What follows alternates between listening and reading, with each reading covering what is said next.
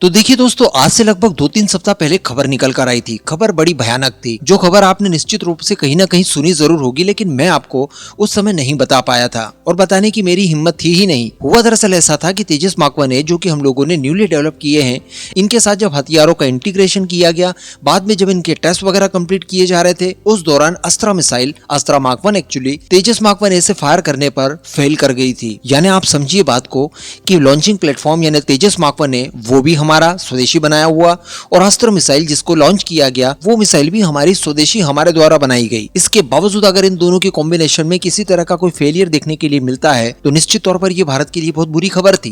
लेकिन यहाँ पर यह भी समझा जा सकता है कि ये डेवलपमेंट स्टेज है और यहाँ पर शुरुआती दौर में आपको कई सारी असफलताएं लगती ही लगती हैं। यहाँ पर देखा यह जाता है कि असफलताओं से आप क्या सीखते हैं और उसके बाद किस तरह का नया सुधार करते हैं। ऐसे ही कुछ देखने के लिए मिला। बाद में इसमें कई तरह के सॉफ्टवेयर वगैरह अपग्रेड किए गए जिनकी वजह से ये फेल हुई थी, और इनके सुधार के बाद में इसमें अस्त्रा मिसाइल, बाद में एसरम मिसाइल वगैरह, इन सभी के फायर टेस्ट वगैरह कंप्लीट किए गए जो कि सफल रहे। इसके बाद ये विमान अब पूरी तरह से तैयार है भारतीय वायुसेना की सेवाओं में शामिल होने के लिए।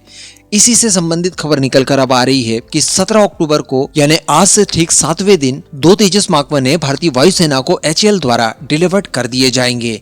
इसके लिए एक सेरेमनी होगी, बहुत बड़ी तो नहीं होगी, लेकिन नासिक में जो HAL की फैसिलिटी है वहां पर एक आयोजन किया जाएगा जहां पर हमारे डिफेंस मिनिस्टर राजनाथ सिंह जी भी शामिल होंगे, और वहीं पर HAL भारतीय वायुसेना को 2 तेजस मार्क 1 डिलीवर्ड करेगा, जिसको लेकर मैंने आपको कल ही एक वीडियो में बताया था कि तेजस मार्क 1 के अंदर काफी ज्यादा हाईटेक टेक्नोलॉजीज का इस्तेमाल किया गया है। स्पेशली बात की जाए इसके एवियोनिक्स की, जो कि विमानों की सिचुएशनल अवेयरनेस बढ़ाने के लिए सबसे ज्यादा आवश्यक होता है, इसके ऊपर काफी ज्यादा मजबूती से काम किया गया। फिर इसका आप रडार सिस्टम ले लीजिए, जैमिंग पोर्ट ले लीजिए, कई तरह के इसके सेंसर्स ले लीजिए, इसके सॉफ्टवेयर की एडवांसमेंट ले लीजिए, या फिर सबसे मॉडर्न AI टेक्नोलॉजी का इस्तेमाल ले लीजिए। इन सभी चीजों को काफी अच्छे से सुसज्जित करते हुए ये विमान तैयार किया गया है, जिसकी वजह से इसकी कॉस्ट तो बहुत ज्यादा बड़ी है, नो डाउट, लेकिन ये गर्व से कहा जा सकता है कि तेजस मार्क 1 भारतीय वायुसेना की मौजूदा जितनी भी रिक्वायरमेंट्स है उन सभी को फुलफिल करने में पूरी तरह से सक्षम है। अल्टीमेटली 17 अक्टूबर के बाद अगर कोई आपसे पूछे कि भारतीय वायुसेना में रफाल के बाद में सबसे ज्यादा एडवांस विमान कौन सा है, तो आप बिल्कुल गर्व के साथ कह दीजिए कि वो तेजस मार्क 1 होगा। जिस दिन मार्क 2 शामिल होगा वो रफाल की तुलना में भी ज्यादा एडवांस माना जाएगा। एंड का आने के बाद कुछ कहा ही नहीं जा सकता, वो तो बहुत ही ज्यादा एडवांसमेंट लेवल पर हम लोग पहुंच चुके होंगे तब तक।